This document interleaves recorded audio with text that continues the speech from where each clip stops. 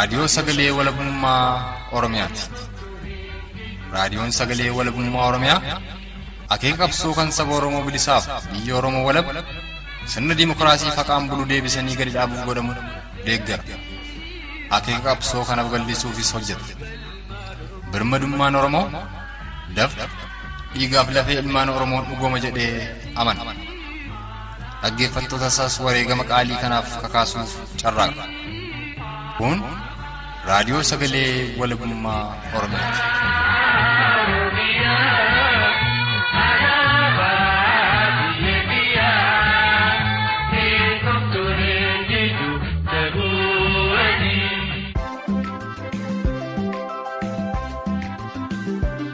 Oolmaan nagaa hordoftootaaf dhaggeeffattoota raadiyoo sagalee walabummaa Oromiyaa jaallatamoo ashamaa kun sagantaa tamsaasa kallattii raadiyoo sagalee walabummaa Oromiyaa dilbata onkoloolessa bultii 24 bara 2021ti.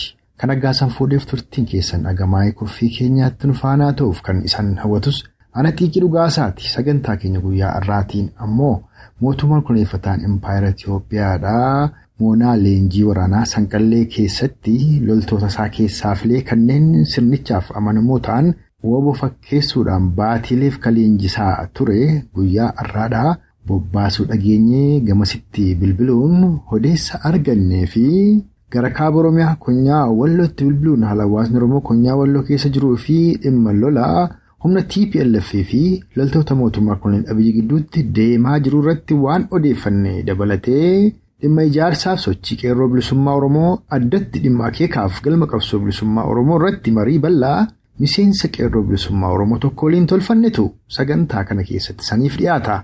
Ammas anaa dhufu saniin jechaatuman jalqaba irratti gara kaaba Oromiyaa konyaa Wallootti bilbiluudhaan dhimma lola TPLF fi humna mootummaa Koloneel Abiyyi gidduutti deemaa jiru irratti odeessa arganne san dhageessisuun kan hafettis waluma duraa duuba tarkaanfanne itti dhiyaadha.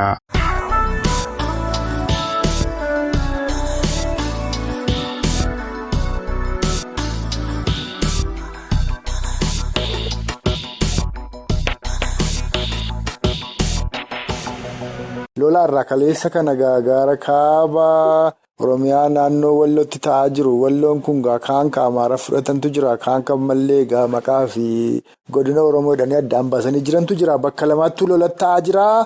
Lola san keessatti ammoo warri Oromoonni gara Oromiyaa kana keessaa maqaa milishaaf ammallee tissee fi nama rakkatee bulu kana konkolaataa fe'anii gara lola sanii geessanii faannoon kaan yeroo isaan lolarraa baqatan fixaa jirtis jedhu mee gaggabaabsi waanuma keessa jirtan nu himi. Godinatti kanaatti gama baateetiin suuqeetuma irraa gara gateetii fi karaa komboichaa hayiq kan jedhamu kanarratti deebi'ee waraanni kun furguggeen isaan furguggatutti jiranii fi dha'utti jiran dafee qarqara ishii tuqaa jira. Uummata amma biyya keessatti warri amma maqaa mootummaatiin jiru kun akkuma jiruun akka nama jihaada hawwajuu sana akkasitti fiigaa jiranii. Gara keenya kanarraa uummanni akka aanaa illee kanarraa uummanni bidee jira. Warri leenjitanii uffataa fi mi'a itti hidhuu qophaa'an illee bidee jira. Baqatee dachee warri du'ee achirraa hedduutu galee ajjeesuu hin deemnu du'uuf deemnaa hin deemnu jedhanii bitanii dhiibbitamaan namni babbadaan tokko kan biyya amma Awustiraaliyaarraa gale waa tokkotu kaleessa fiigaa oolee. Maqaan isaa Faaritii jedhama. Tole. Harree wayii tokko dhaaddataadha. Uummata kana kee diinee geeraraadha. Dhannee haalulluu naddoon keenya oduu hin gudeedamne ilmaan keenya oduu hin dhumne akkasaa guduyee qoloo guddaa yeengaddarraa qabee battee kana gara sanbatee kana keessa iyyaa ture. Halallee uummanni gurratti hin jiranne achi gara amma Caffaaru bitii fi Kamisee kana darbe jedhu mootummaan of jalaan deemti isaa afaan qaqqaraa kana kijibaa kana.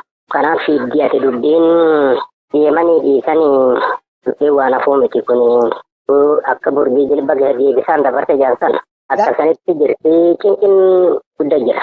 Gama biraatiin karuma warra amma TPLF takkaa'uu mootummaan Koloneel Abiyyi juuntaa jedhu san dhiisanii kallattii biraadhaan lafuma Oromoo Walloo kana keessa edda galgala toora konkolaataa dhibbaa kataatutti gadi fe'attii jedhu odeessachii dhufe tokko garamiif fe'aa jiran kallattii lolli jiru dhiisanii gara Oromoo Walloo fe'uun kunoo maali? gadirraan seenanii makiinaa 80 jedhanii baatee karaa Dakaarran seenanii baatee oliin bahanii doozariin karaa tolchaa jiranii jedhe. Doozara isamma dachi buqqisee jiru kana.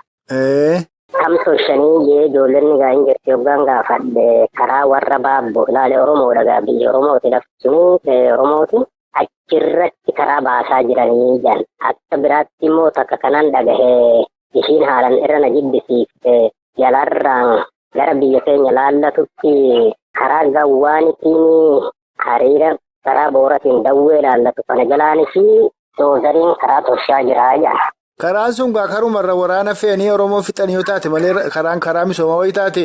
Ishiin tuni misoomaa ishiin amma karaa gadirraa gara keenya irratti baasan tuni uummanni amma juntaa kunis dhaaddannoon isaanii yoggaa godina addaa Oromiyaa kana kennee wanni hunduu dhumee hirrafnaa makiinan oduu deemuu rafaa deemnaa jee gurbaan amma karaa bittu eenyu Geetaachoo sun lallabaa ture bara hedduu gadhiisa qilleensa irratti. Kan amma dhageessan kun gara kaaba Oromiyaa Konyaa Wallootti bilbiluudhaan dhimma loltoota mootummaa Koloneel Abiyyi takkaa'u PPT fi humna TPLF gidduutti deemaa jiru. Addatti waraanni mootummaa Koloneel Abiyyi hedduun Onoota Konyaa Walloo garaagaraa keessa bobbaafamaa jiraatu irratti odeessa arganne isan dhageessifnedha. Kanatti immoo aansuudhaan gara giddugaleessa Oromiyaa lixa shaggaritti bilbiluudhaan loltoonni mootummaa Koloneel Abiyyi takkaa'u PPdha kan Impaayera Itoophiyaa jiraachisuuf miindeffaman kanneen dhiyeenya kana moonaa leenjii waraanaa Sanqalleetti leenjiin wooboo isaan fakkeessu kennamaafii ture. Torbee kana leenjii isaanii xumuruudhaan guyyaa irraa immoo honoota godina Shawaa Lixaa garaagaraa keessa bobba'uu dhageenye dhimma kanas qulleeffatuuf gara godina Shawaa Lixaatti bilbille odeessa bicooromticha godina Shawaa Lixaa tokkorraa argannisiniif dhiyeessina. Sunis muuziqaa ce'umsaa kana booda eegala.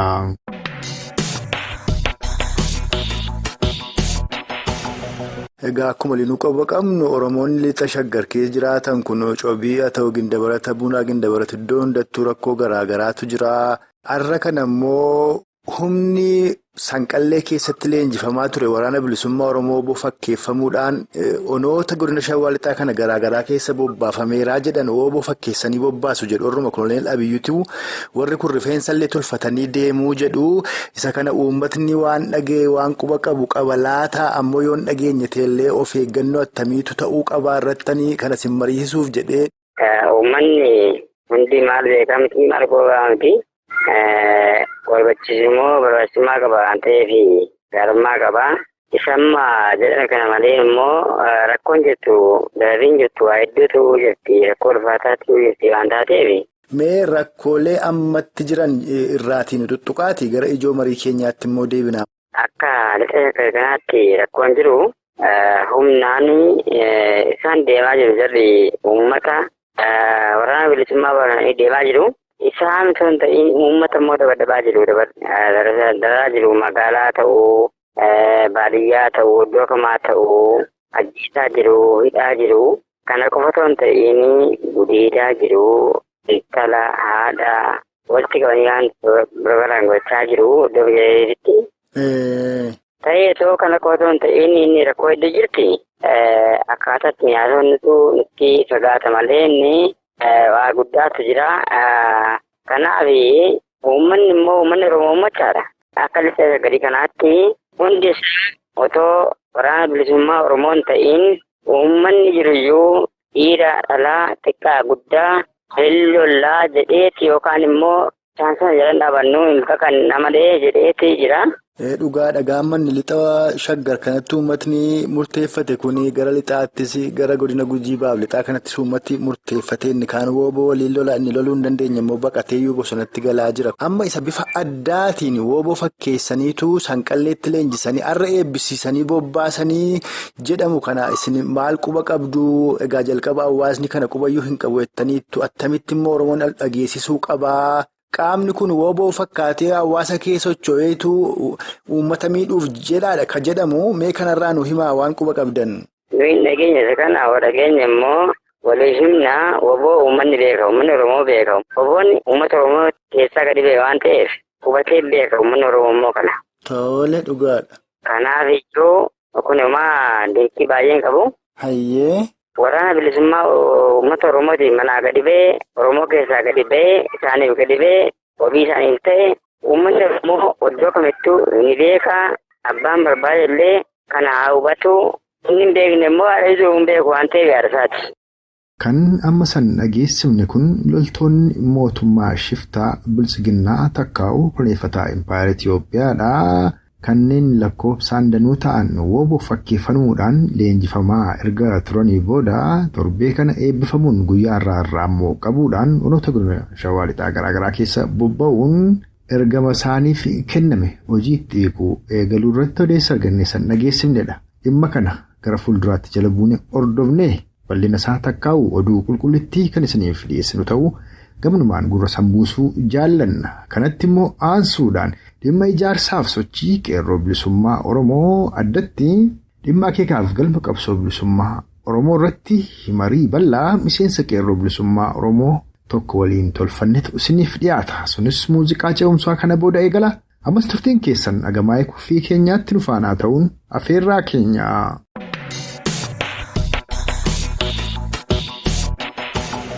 Akkuma waliin quba qabnu yeroo qabsoon bilisummaa Oromoo jabaatee galma isaa jalatti dhiyaatu nyaabni kan duriirraa ajandaa adda addaa uumuudhaan uummata Oromoo qabsoo irraa waan kan biraatti ka'ummeessa. Dhiyeenya kanas sanumatu mul'ataa jira. Kibba Oromiyaa godina Gujii Ba'aa Karaanaa Girjaadhaa hawaasa bara dheeraaf waliin jiraataa turetu walitti buusaa jiru. Uummata Oromoof saba warra Kibbaadhaa kallattii lixaanis kanuma argaa jirra. Giddugaleessaanis karaa garaagaraa kun deemaa jira.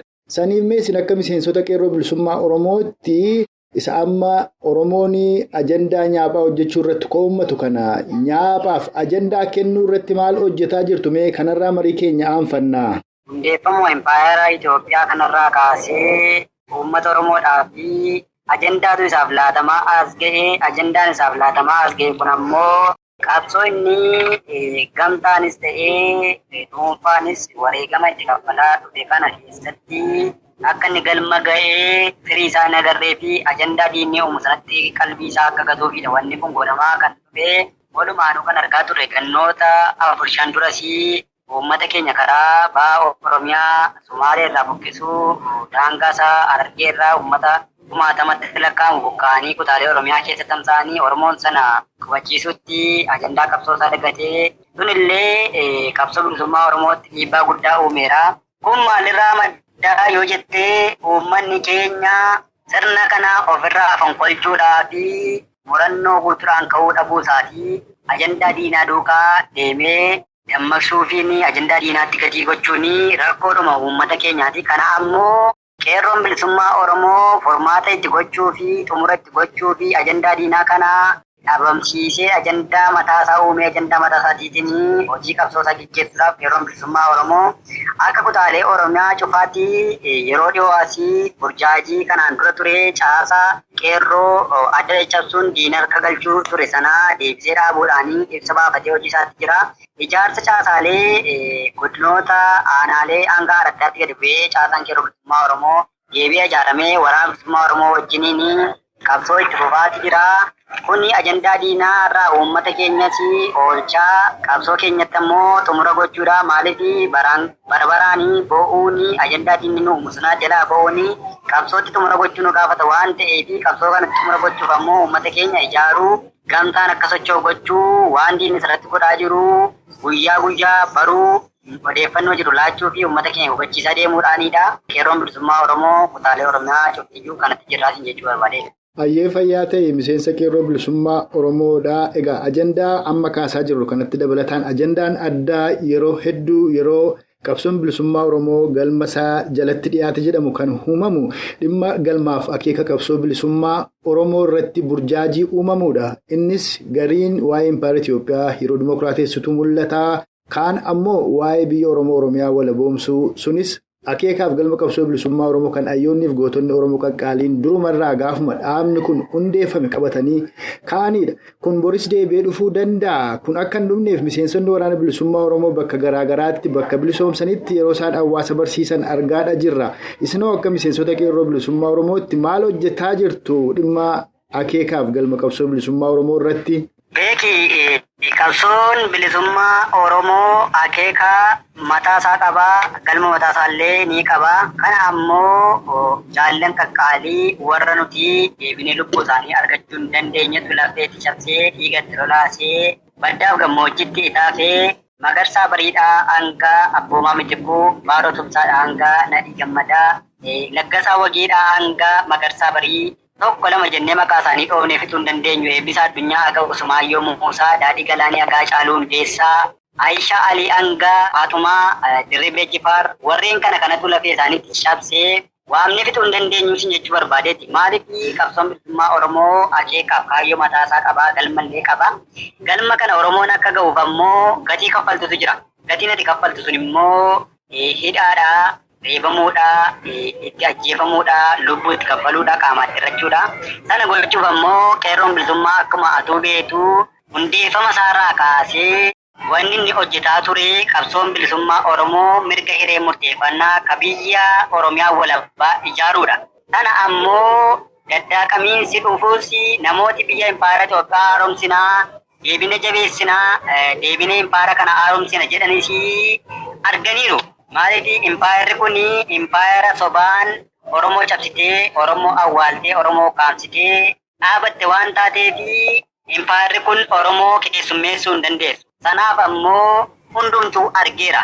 Warreen akka Dookterii Hayilee Fidaafaa fudhadhuutii ilaalii utuma isaan Itoophiyaadhaaf hojjetanii cabsitee ajjeestee mee Abdiisaa Agaa fudhadhu. Namni akka Abdiisaa Agaa fadhi Itoophiyaadhaaf lafee cabsee hin jiru. Garuu Abdiisaa Agaa warruma Itoophiyaatu dhaawamsiise. Ilaali dookteroota Piroofeesar Mararaa Guddinaa fudhadhu. Itoophiyaa Dimookiraatessinaan yeroo umurii isaanii guutuutti dadhabaa jiru agarraallee. Jawwar Muhammadiin fudhadhu. Qabsoon bilisummaa Oromoo Itoophiyaa Dimookiraatessuu keessatti dhufaa jedheetu biyya galee maqaa jijjiiramaatiin waraana bilisummaa Oromoo akka hiikachiisutti, akka qeerroo bilisummaa Oromoo diiguutti qabsoon keenya xumurameera, goolabameera, bilisoomneera jedhuutti biyya seenee waan kana aga hojjetu Itoophiyaan isa simanne. Maaliifidha yoo jettee Itoophiyaan lafee dhiigaa uummata Oromoo irratti waan hundeeffamteef uummata Oromoo simachuuf eeyyamamtuu miti jechuudha. Kanaaf qeerroon bilisummaa Oromoo akka qeerroo bilisummaa Oromootti qabsoon bilisummaa Oromoo kakiixa ba'uu danda'u mirga hiree keenyaa murteeffachuu fi biyya walaabaa ijaarrannee nu wajjin warra jiraachuu fedhu wajjin nagaa taanee nagaa waarawaa jiraachuu ka dandeenyu qabsoo keenyatti xumura gochuudhaanii jechuudha. Kanaaf ammoo qeerroon bilisummaa Oromoo burjaajii gannoota afur dura maqaa bilisummaa jijjiirama jedhu sanaan dhufe maqsuu fi yeroo dhiyoos ajaja olaanaa abaawwaboo jalatti caasaa keenya diriirfatuuni qabsoo keenya gara kallattii tokkotti guduunfinee fidaa jirra. Sana ammoo waraana bilisummaa Oromoo wajjin quba wal qabaatuun uummata keenyallee bakka bakkatti ijaaruu, bakka sochiin diinaa jirullee uummata keenya dammaqsuu akka inni of eeggatu qabsoo isaa xumura akka godhu dammaqsuu irratti qeerroon bilisummaa Oromoo kutaalee Oromiyaa cufa keessa jiru iyyuu quba wal qaba. Yeroo gaarii yeroo akkaan immoo ijaarsa qeerrootiif gaarii ta'ee qeerroon hundumtuu gara qabsootti wal naannefatee deebi'ee of hubate kanatti haala kana keessatti qabsoo bilisummaa Oromootti xumura gochuudhaa fi tarkaanfii guddaarra jirratiin jechuun barbaade. Yeroo baay'ee warruma impaayera Itoophiyaa ijaarrate kanarraa Oromoota jedhamanii warri maqaan isaanii dhaaman impaayera Itoophiyaa kun diigamuu isheef yeroo isaan quuqamanii fi dhukkubsatantu argama. Kun maalirraa dhufe laata? Warri kun maaliif warri impaayera Itoophiyaa ijaarrate irraa jaalala impaayera Itoophiyaa kanaan qabaman laata? Maal hubattu sin akka miseensa qeerroo bilisummaa Oromootti? Impaayerri kun impaayera kijibaati. Impaayera waan namaarratti kan hojjettee humnaan hundeeffamteedha. Gartuun impaayera kana jigsu, impaayera kana eegu ammoo gartuu maafiyaa kan dhiigii ilma namummaa ittiin dhaga'amneetu walitti dhufe. Namni impaayera Itoophiyaa kanan haaromsa jedhus, namni impaayera Itoophiyaa kun jiraattu jedhus dhugaa tokko sitti himuudhaa fi impaayera Itoophiyaa kun wanti isheen gochaa turte sirriidhaa nama jedhetti amanu malee impaayera Itoophiyaa beeki. Lafee ilmaan sabboontotaa, ilmaan haqaa, warra haqa jaallatan, warra biyya isaanii jijjiirama biyya isaanii fiduu danda'an, warra uummata isaaniif qaalii ta'an nyaatteeti kanarra geesse. Namoonni impaayera kanatu gaariidhaa jedhanii anni impaayera kun gochaa turte, ajjeechaan impaayera kun gochaa turte, dogongorri isheenii badii isheen ilma namaa irratti raawwataa turte, daguuggaa sanyii isheenii dhala namaa irratti gochaa turte gaariidhaa homaa miti akka jechuuti. Namooti impaayera kana jaallatan namoota nagaayyuu natti hin fakkaatanii, namooti impaayera kana dimookiraatessina jedhan illee warra sammuun darbe nutti fakkaatan akka miseensa qeerroo bilisummaa Oromootti. Maaliif yoo jettee impaayera Itoophiyaa hayyuuwwan keenya, beektota keenya, gootota keenya qaqqaalii fannistee, ajjeestee, dhabamsiistee, maayidhaa keessatti bakka isaan bu'uutti nu dhabsiiste. Kanaaf warri impaayera kana jaallatan warri isheef kufanii ka'anis warruma dhiiga keenya dhugaa turee fi warra lafee keenya cabsaa turedha.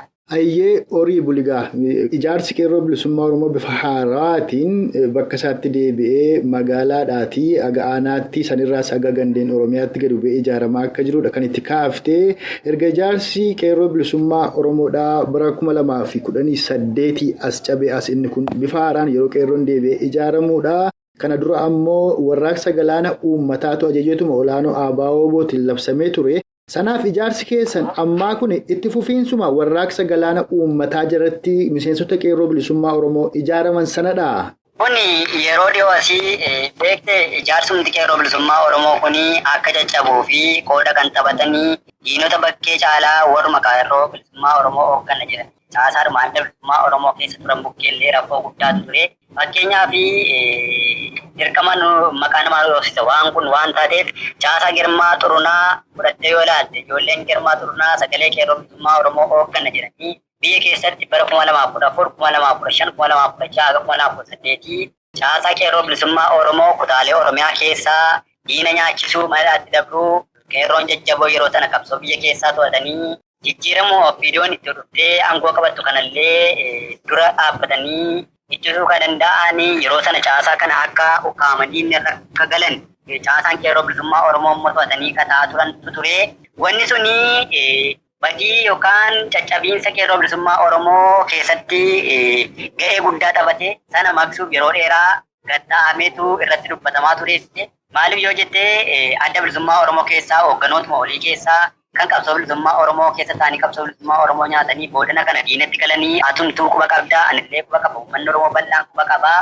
Akkuma kana caasaa qeerroo bilisummaa Oromoo fi caayaa adda bilisummaa Oromoo jala ta'anii kan qeerroo bilisummaa Oromoo nyaachisaa jiran hagarraallee kan qeerroo jajjaboo ta'an magaalota keessaa dabarsanii diinatti laachuu kan ammoo isaanii kiyyeeffamuu didee bosonatti dhiyeesse ammoo irratti ololuu wanneen kanatu jira.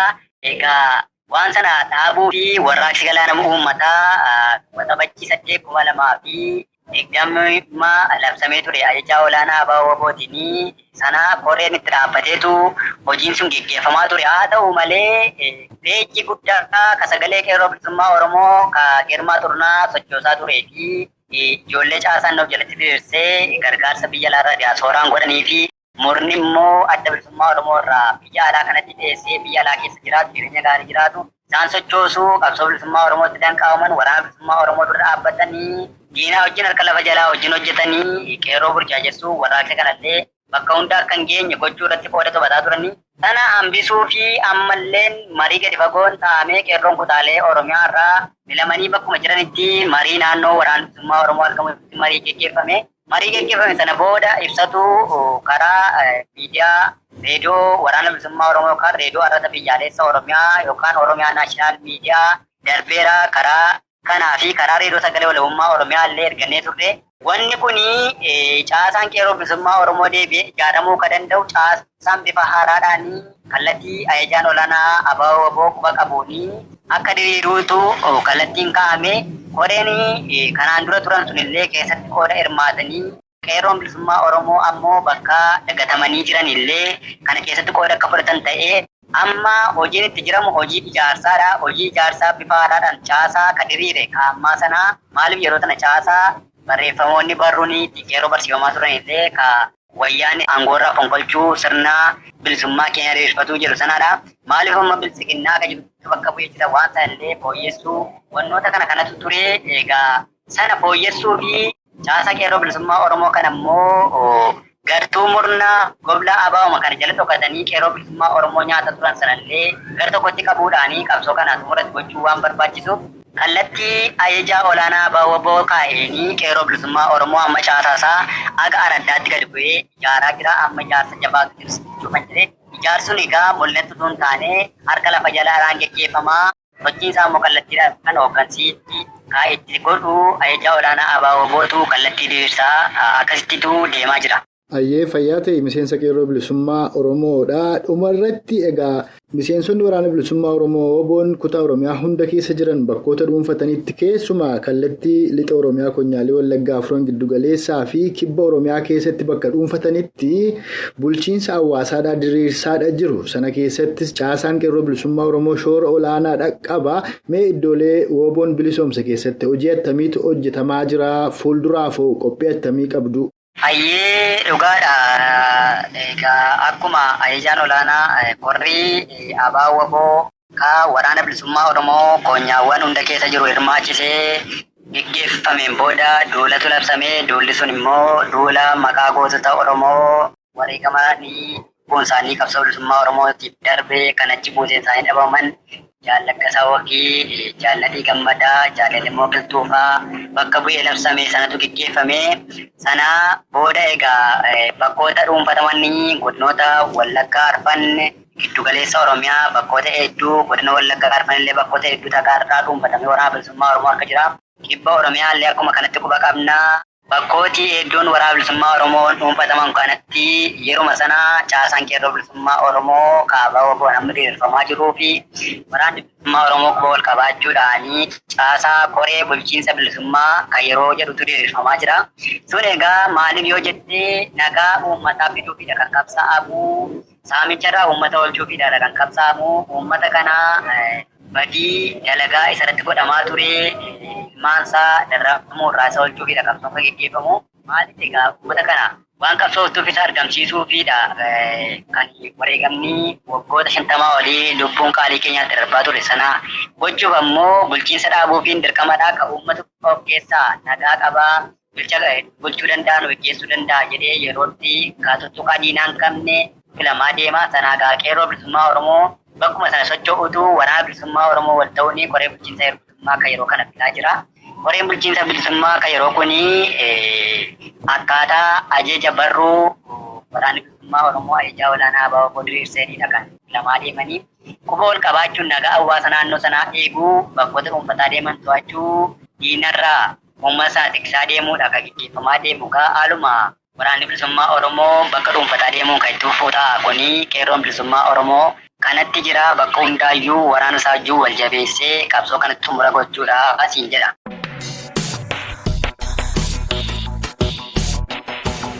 Kamaa isarratti san dhageessifne kun marii bal'aa dhimma ijaarsaaf sochii qeerroo bilisummaa Oromoo addatti dhimma akeekaaf galma qabsoo bilisummaa Oromoo irratti miseensa qeerroo bilisummaa Oromoo tokko waliin tolfanneedha. Akka waliigalaatti immoo sagantaa keenya guyyaa irraatiin giddugaleessa Oromiyaa lixa shaggaritti bilbiluudhaan dhimma loltoonni mootummaa Koloneel Abiy Takkaa'uu PP'dha waboo fakkeeffamuudhaan kan Munaa leenjii poolisaa Sanqallee keessatti leenji'aa turan leenjii san obbaafatuun guyyaa irraa immoo qabuudhaan onotaa godina Shawaa Lixaa garaagaraa keessa bobbaafamuu. Warri kunis kan isaan bobbaafaman takka woboo fakkaatuudhaan uummata miidhanii woboof uummata Oromoo afaan wal deebisuudhaaf sochiitti kan jiran ta'uuf qabxiilee akka irratti yaada Oromticha giddugaleessa Oromiyaa lixa shaggarirraa arganne dabalatee kaaba Oromiyaa Konya Wallottis bilbiluun dhimma lola halaltoota mootummaa Koloneel Abiyyii fi humna TPLF gidduutti deemaa jiru akkasumas marii bal'aa miseensa qeerroo bilisummaa Oromoo tokko waliin tolfanne saniif dhiyeessaa armaan baaneerra isan dhaggeeffattoonni keenyas turtii qaataa ilaa ammaatti nu faana qabaattaniif ammoo oraa bulaa saniin jechaa nus waan irraaf qindeeffanne armarratti obbaafneerra. Hanga sagantaa keenya yeroo itti aanu walitti deebinutti uumaan nama borii nu tolchinnaa.